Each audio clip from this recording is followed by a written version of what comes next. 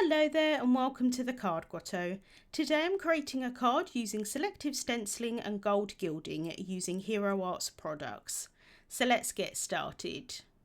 I'm using the colour layering folk art stencils today. There are 3 stencils in this set and it creates a really beautiful image.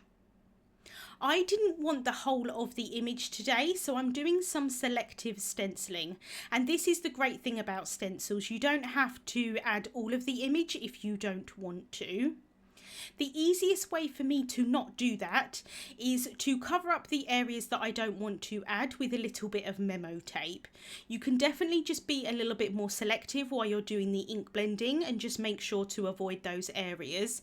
But I'm a little bit clumsy and I thought that I might accidentally get ink where I don't want it. So it's just easier for me to cover that up to start with.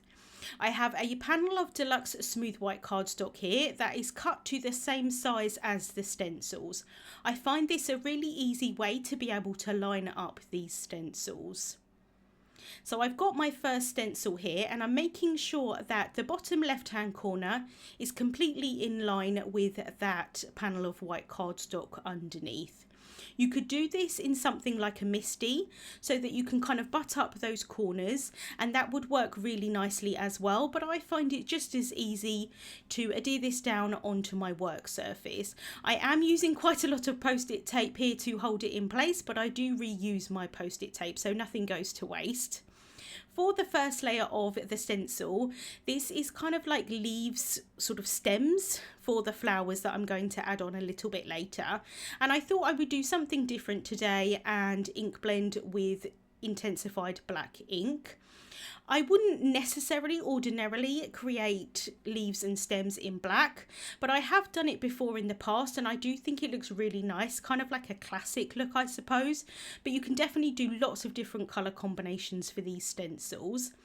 I'm going in with a small blending brush and I'm trying to move the brush in lots of different directions. So I'm starting off kind of like in one direction and then I move it a little bit in different circular motions.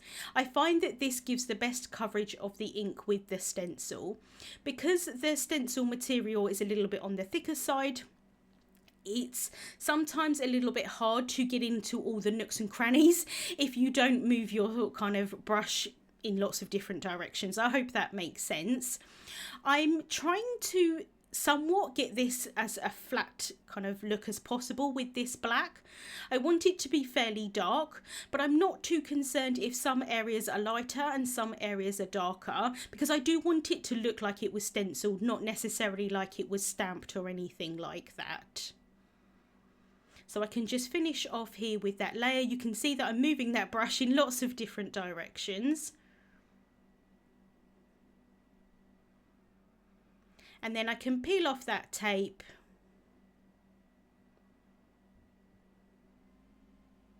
and then lift off this first stencil. And then I can do the same thing with the second stencil, so just making sure that it's in line with that bottom left hand corner, and then I can hold it in place with that tape. And then for this layer, I'm going to go in with the Intens-ified black ink again. I thought it would be nice just to have all of the stems and leaves be the black colour, and then add some other colours to the flowers. So just loading up my brush here. I do tend to sort of dab off a little bit onto some scrap paper. I think I've just got in the habit of doing that. So I can do the exact same thing with this layer. And although these stencils are called colour layering, they technically don't layer on top of each other. They kind of build an image instead. So I am actually going in and doing these layers in the completely different order than they are actually labelled. So they're labelled as 1, 2 and 3, but I think I've gone in with 2 and 3 first, and then I'm adding the flowers on top. But I think the way that they say on the packaging is to do the flowers first, but like I say, it doesn't really matter as long as you line them all up nicely together. And that's why I like having that cardstock be the same size as the stencils. So I can lift that off, and now I've got all of my leaves and stems done there. And I wasn't too precise with the ink blending. Like I said, I was happy to have some areas slightly lighter and some areas slightly darker. And now for the flowers, I'm starting off with Summer Sky Core ink, and I'm using that small blending brush again and just going over these petals. I think they're really pretty. I really love the shape of these. I'm not too concerned if I get a really nice smooth blend here, because I know that I'm going to add lots of other layers on top. But I do just want the base layer of this light blue. I am holding the stencil down with my fingers. This is because I don't have any like adhesive or anything like that on the back of the stencil, and I was a little bit worried that it might lift up a little bit and I might kind of get the bristles of the brush underneath and kind of seep ink underneath, and unfortunately I did end up doing that, and I will share a little bit later how I rectified that. But for now I'm going in with the second layer, which is Indigo, and I'm focusing this colour towards the base of the petals. I wanted the base of the petals to be darker and then kind of fade up to lighter at the tips of the petals. And these two colours work really nicely together, and I really love using the small blending brush because I can really get into those small areas. If I was using a larger brush, I think I would just end up covering all of these petals with the darker colour. So just going in here at the top, I really love the shape of this flower here at the top.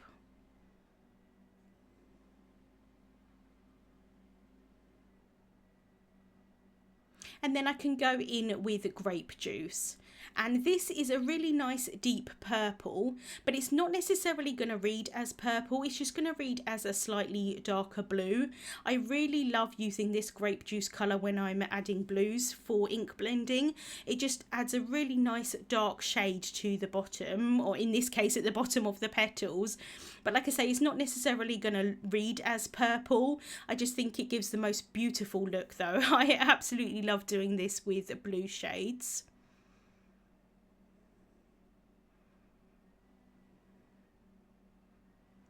So just going in here towards the bottom of those petals.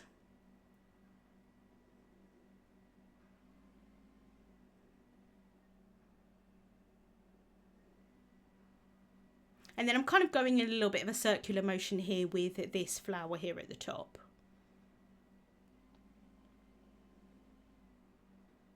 So I finished all of the ink blending, but I want to add some gold gilding on top.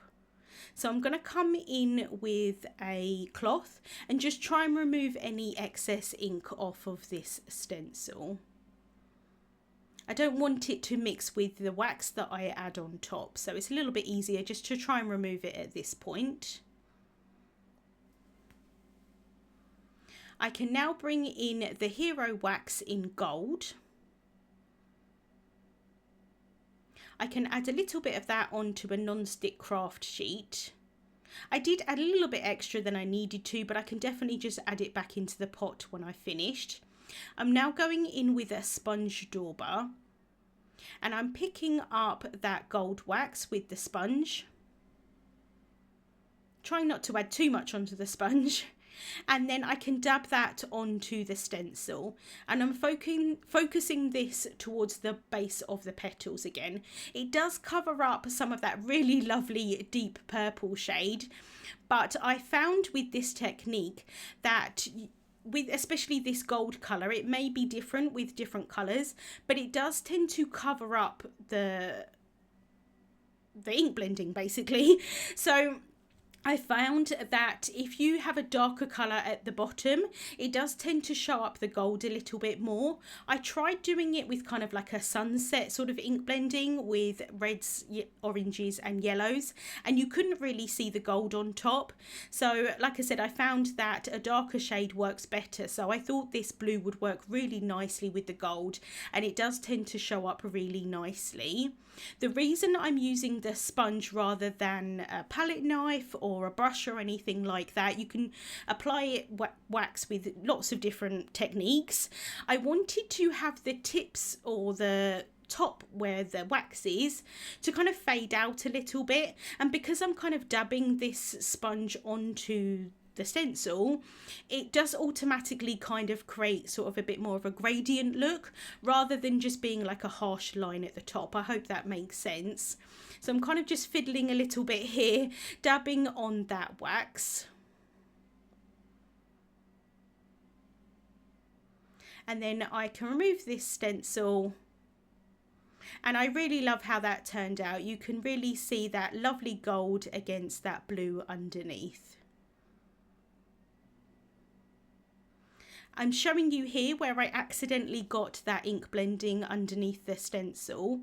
So I'm going to try and rectify that using a craft knife. So I'm being really gentle here and just scraping off the top layer of that cardstock. You can go in with something like a sand eraser, but I do find them a little bit harsh at times.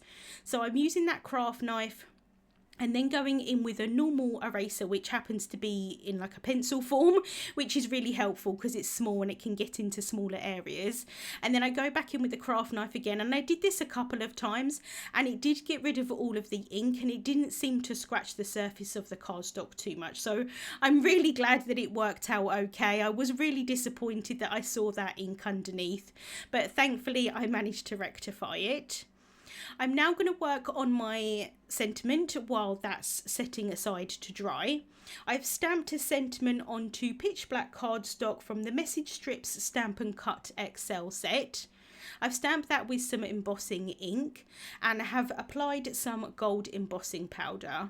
I can now heat set that until it's completely melted. I do tend to heat set from the front and the back. It does help a little bit with warping. I've let that dry and cool down a little bit, and then I can just remove any excess anti-static powder that I used when I was doing the stamping with a cloth. I can then take the coordinating die, place that on top, hold it down with some low tack tape and run that through my die cutting machine to cut that into a strip. I'm now taking one of the largest dies from the Arches Infinity die set, and I'm going to cut my panel out with this arch die. I thought that the shape worked really nicely with the shape of the stenciling, and that's why I wanted to do that selective stenciling rather than having the whole image, because I thought it worked really nicely in this arch die. I've run that through my die cutting machine. I did add a little bit of scrap paper just over the top when I run it through my die cutting machine, just in case any of that wax was still a little bit wet, but thankfully it had dried completely. It didn't really take too long at all. I'm now going to cut the bottom off of this panel here, just so that the bottom of the panel is in line with the bottom of those stems. I can then add some thin foam tape onto the back of this panel. And then I can create my card base. So I've cut two more of the Arches Infinity dies, the largest one from some pitch black cardstock. And I'm taking one of them and scoring a kind of a line here at the top. This is going to create a hinge so that I can create an arch shaped card base. I find this the easiest way to do it with shaped cards, but there are lots of ways that you can do it, but this is my preferred method. I can then add some double-sided tape on the top of that hinge there. I've run out of my medium-sized double-sided tape, so I've had to add a few layers here of the thin one. I need to order some more. So I can remove the backings off of that tape, and then I can bring in the other arch piece and adhere them together. And that's going to create my card base. So just making sure that that's really well stuck down at the top there. And then I do like to open the card, make sure that it's going to open really nicely and just reinforce that fold there. Make sure that it's going to stand up nicely as well. I can then remove the backings off of the foam tape from the panel and then adhere that down onto the card base. And I've just got a little piece of that scrap paper underneath the top part of the card base because I want to make sure that I don't see any black kind of peeping through at the top. And because my craft mat is black and the card base is black, it was a little bit difficult for me to see. So just trying to line that up as best as possible. And then once I'm happy, I can use that scrap paper to press down that panel there. I've then added some thin foam tape onto the back of the sentiment and added that on using a T-square ruler to help me out with the placement. Unfortunately, my head completely got in the way there while I was adding that in. And now I can finish off by adding some gold gems at the tops of these petals.